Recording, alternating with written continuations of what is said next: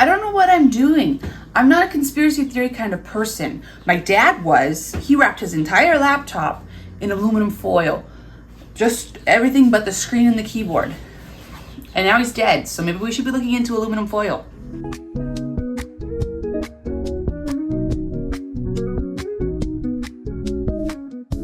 So I started rereading The Hunger Games on accident, really, because everyone's talking about Sunrise on the Reaping. And I want to talk about Sunrise on the Reaping, but I haven't read it, and I desperately want to. In the rereading, I was like, uh-oh, this is exactly what confirmation bias is. And everything I saw was confirming this conspiracy theory that I have. You can probably hear my chicks. We have baby chicks. Do you want to see one of my baby chicks? I'm going to show you the baby chicks before I get into this. Oh, don't fall down.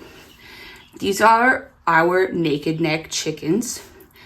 And if there is any slander towards how ugly my chickens are, I would like you to know that they would be very ugly even if they did have feathers on their necks. Say hello. Can you say hello to the camera? It's okay, buddy. You haven't seen this part of the world. I'll put you back. My daughter's obsessed with those guys. Anyway, conspiracy theory. I think the best place to start for this is with the 74th Hunger Games. The day begins, Katniss goes hunting with Gale. They're sitting, they're eating, they're talking, and Gale suggests running away. And Katniss says, "You're crazy. We have families to take care of." Moving on later to the reaping ceremony, they're all lined up. Primrose Everdeen is called. That is Katniss's sister. And she volunteers as tribute. Hamish makes a scene. He's very drunk. And Peeta is then called. Here's the situation. This is why I'm making this whole video. I think that District 13 wanted to light the spark of rebellion before they set fire to the Capitol. Obviously, 13 has eyes and ears all over the place, whether that be with people, cameras, or microphones or whatever. We know that there are higher ups in the Capitol that are working for the rebellion. So it's not a far stretch to assume that there are people in the districts that are working for the rebellion, are able to inform the rebellion of things. So they would see Katniss's devotion to her family, her fierce protectiveness of her family. They would see Peeta's fat crush on Katniss, and also his wit and his charm and his cunning. There's two thoughts here. The mayor messed with the slips. We already know that the mayor has a lot of information about what's going on in the other districts. We know that his wife had a twin sister that was involved in the Quarter Quell, and she died, which seriously affected the psyche of his wife. And we also know that they have a daughter, Madge, who gives the Mockingjay pin to Katniss. And the Mockingjay is already a slap in the face to the Capitol before, those chickens are freaking out, before Katniss even dons it. So the mayor messed with the balls and the slips. Or Effie, not knowing she's working for the rebellion, was told, "You read these names and we'll give you notoriety and money and fame, yada, yada, yada." In this scenario, the mayor still works for the rebellion. He just didn't have to do the risk of messing with the paper slips. Hamish also works for the rebellion. He's just too drunk to be useful at this point. He's self-medicating his trauma in the only way that he knows how, because everyone he loves has been killed and there's no real medicine for that in District 12. So you can't really blame him. He's a very sick man. So if they wanted Katniss, why did they call Prim? Because it was a test. In the Hunger Games, family only goes so far. It does not matter if you're related by blood, if that's your best friend or nothing. You're not gonna send yourself to your own grave to save them, because what good does that do? So this was a test to see if Katniss was malleable enough. If this thing that she holds so dear is powerful enough for her to do anything and everything to protect it. And she passed the test because she volunteered as tribute for Prim. They have watched her for a long time. So they knew that she is the one that makes them all survive. She knew that she was doing everything she could to make her family survive. And we also know that Coin is not against sacrificing children. So if Katniss didn't volunteer, she was like, we'll find another one, you know? And I also think that Gale is part of the rebellion because of him saying, let's run away from the districts. He knew that Katniss was going to volunteer for Prim. He was trying to keep her from doing that because he thought she was going to die. Honestly, he's always underestimating her. If you're a Gale sympathizer, this is not the place for you. That's not true. You can do what you want, but I just don't like Gale. So why did they call Peeta? Because they knew that he was in love with her and that he would do anything he could to protect her, and he really did. And also they were aware that he was smart and a little cunning or whatever, but I really don't think they realized how smart he was until it was like life or death and he was in the arena or being interviewed or whatever. Moving on from Peeta, Katniss, them. We're at the final goodbyes. Katniss's family comes, teary goodbyes, Gale comes, Peeta's dad comes for whatever reason, gives her cookies, but Madge comes. She pretty much very quickly comes in, is like, I got this Mockingjay pin, pins it on her, it's your token, leaves. Very quick exchange. Truly, the only evidence I need that the Underseas are working for the rebellion is that pin. As I stated before, the pin belonged to her aunt, who was part of the 50th Hunger Games, the Second Quarter Quell, which is the Hunger Games that Haymitch won, and was traumatized by her aunt's death. They were allianced for a little while, and he watched her die, and I don't know, I haven't read Sunrise yet. I really need to. Anyway, Haymitch and other people in the rebellion would recognize that pin as a sign. This is the one, this is our rebel. But she's not wearing it when Haymitch is sober enough to realize it until the arena. But Mockingjays are obviously a sign of the rebellion, and it's been that way for a long time. It just became less subtle after the 75th Hunger Games, where the rebellion was like, we're back! The images that they show of District 13 smoldering, there's a Mockingjay that flies away. And so I think it started there. That's just my opinion. I think the Mockingjay symbol started there. At this point, the Mockingjay is sort of like a if you know kind of symbol. On the train, they have their first meeting with Haymitch after his messy throw up and fall in his own vomit and get showered by Peeta introduction the night before. And at breakfast, we assume, because Katniss assumes, he's drunk. But is he just pretending to try to rile up his tributes? I think so, because once they show that they've got a little bit of spunk, he kind of sobers up a little bit and he gives them some advice. And aside from telling them stay alive, he says, listen to anything and everything your stylists say, because, say it with me, Cinna and Portia already work for the rebellion. So Katniss meets with Cinna and immediately knows that he's new, but she also notices how plainly he is dressed. He is in black shirt, black pants, a little bit of gold eyeliner, very subtle. And I think this in itself is another little bit of rebellion on Cinna's part. Like, he is obviously in the rebellion. It's almost like he's saying very obviously, I do not align with you. This is not a controversial opinion. People think that Cinna's into the rebellion. Obviously in Catching Fire, he's part of the rebellion because he is dragged off and killed and or questioned and then killed, or so he's part of the rebellion in Catching Fire, but he's been a part of the rebellion for a long time. I think he tells her that he chose District 12. She assumed that because he's new he was assigned it, but he chose it. He wanted District 12. Why would he want District 12? It's the worst of the districts. Because out of the ashes rises a phoenix, or rather out of the coal mine rises a Mockingjay. Anyway, he said he's going to catch him on fire. Let's take a brief moment to think about what makes snow melt away. Do you have an answer? Fire would work really, really well. Now, before the parade starts, they're lined up, everything is ready to go. Cinna and Portia have a little quick chit chat and tell Peeta and Katniss, you need to hold hands. And they do, because Haymitch told them to listen to everything your stylist says. And they don't let go of each other the whole evening until the cameras are off. This is another almost silent, subtle rebellion. Haymitch even acknowledges it later as rebellious. None of the other tributes look at or even acknowledge each other the whole time they're doing this parade. So why are we presenting them as a team and like bonded when there can only be one victor? Call back! In the Ballad of Songbirds and Snakes, Lucy Gray from District 12 is reaped with a boy named Jessup. After that, the whole time that they're getting ready for their games, Jessup swears to be her protector, and they have an alliance and they're very bonded. They get along very well. Now, Snow, who is Lucy Gray's mentor, the first time they're doing that program, they use capital kids.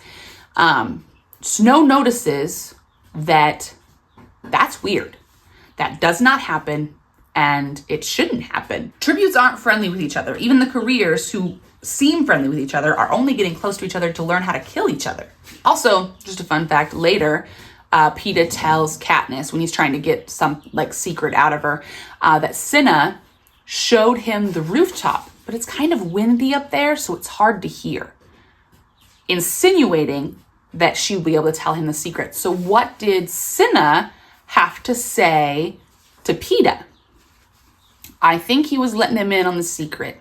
I don't know exactly how much really, but I think he was letting him in on the fact that he was to be her protector and do the best he could to keep her alive. So why did Cinna let Peeta know this? Because Cinna had seen her Mockingjay pin. It had to be going to the board or whatever to be approved as a token. Cinna had seen the pin. He's part of the rebellion. He knows the Mockingjay pin is the symbol of the rebellion. So he's like, hey, that's the one. Tells Peeta, protect her. Peeta and Katniss do well on their Game Maker score thing where they demonstrate their skills in front of the Game Maker. Peeta gets an 8 and Katniss gets an 11. She shot an arrow at the Game Makers. Her fire is dangerous for the rebellion and dangerous for the Capitol. That girl just acts without thinking. Now, we already know that there's a Game Maker up there that is part of the rebellion.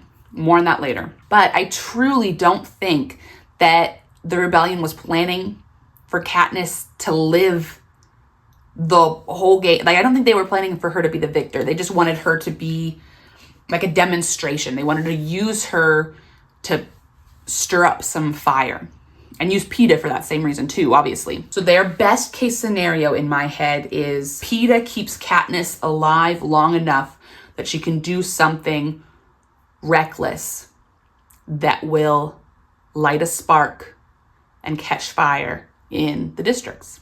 Peeta informs Haymitch that he wants to be trained alone, and this feels like a betrayal to Katniss, obviously, but it's not. It's strategic. In the interview prep meeting with Haymitch, who I think is up to speed at this point, he's sober and he's been able to talk to Cinna and straighten stuff out. Peeta and Haymitch finalize their plan. Peeta has to do something that is not only going to rouse the Capitol and the districts, but it needs to make Katniss seem desirable because she's given herself this great score. She's made a huge splash introduction with being set on fire in the Capitol, but people don't know about her, and she's not good about letting people know about herself. So Peeta is setting the stage for her. He's protecting her from the beginning. He is in love with Katniss Everdeen. Not even a lie. He's adding fuel to the fire. He has once again gained the Capitol's attention, and he's drawn more attention to Katniss, which is exactly what he wanted. Now they are the star-crossed lovers of District 12. Peeta has secured sponsorships for her, but not himself, which is the plan that he had finalized with Cinna and with Haymitch.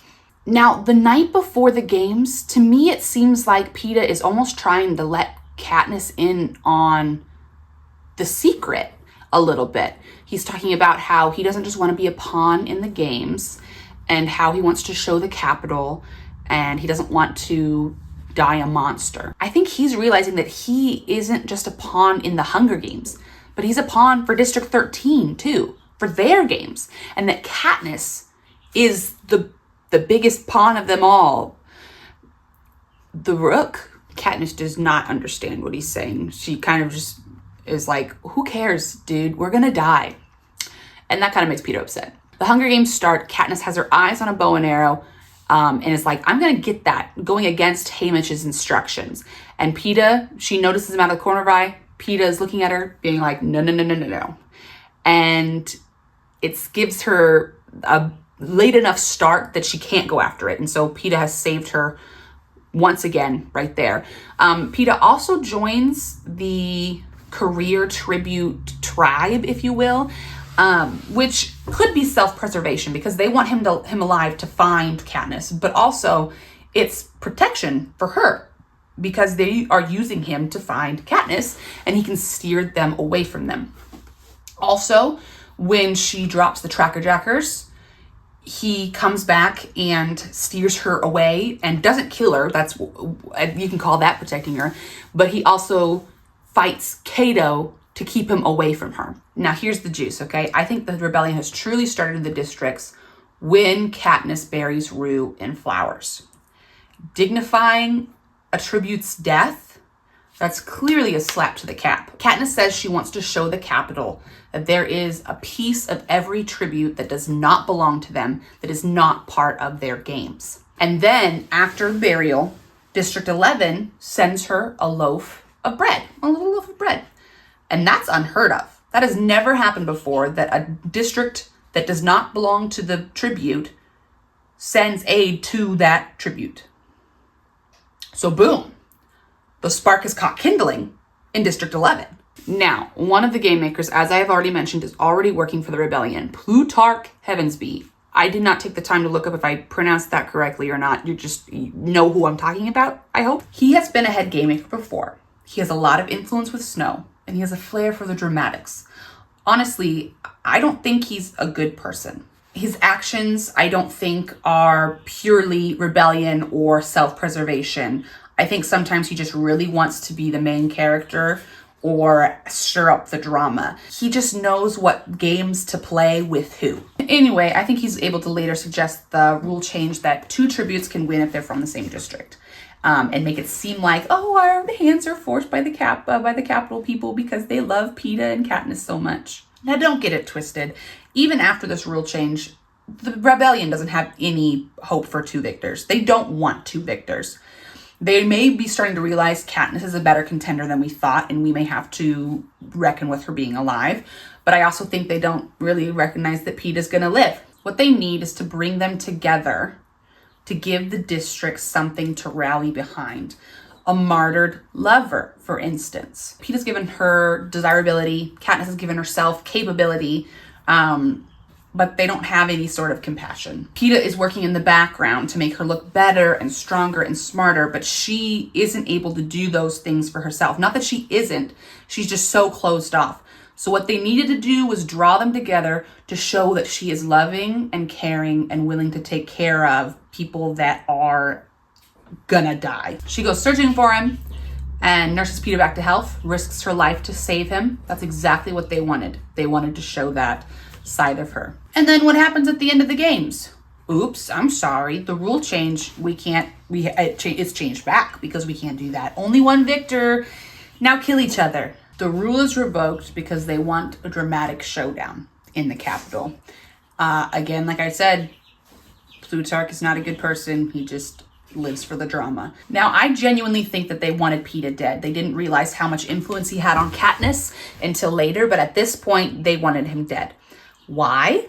Because he is so charismatic and influential. They saw it in his interviews that he was able to sway a whole crowd of people with his words and his actions. People listen to him, and that's dangerous for the rebellion. If he disagrees with anything that the rebellion is doing, or like in Catching Fire / Mockingjay, that area, he is in the wrong hands, he is dangerous for the rebellion. He's a powerful tool that would better be disposed of than used by the wrong people. Honestly, with how hard Peeta is begging to be killed by Katniss, I think he kind of knows that they want him dead.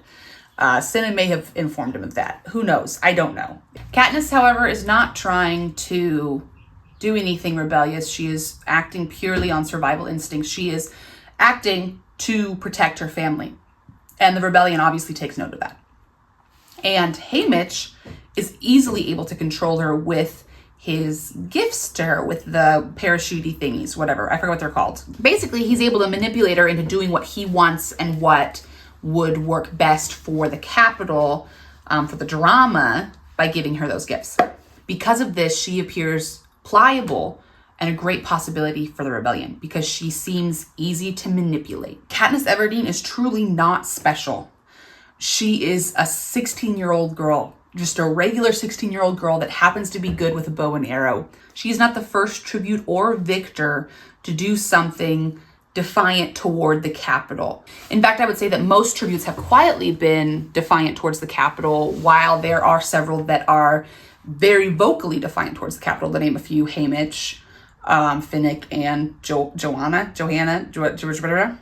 Mason. Like, I know there's probably more. I just can't think of the names right now, and you're just gonna have to roll with it. She becomes the Mockingjay not because of her defiance towards the Capitol, but because of her passion. A passion that makes her easy to control. The same passion that made her call herself as tribute in place of Prim. Now, I know what you're thinking. Why does Coin say we should have gotten the boy, referring to Peeta, instead of Katniss? Well, that's because Peeta also predictably acts in his love for Katniss.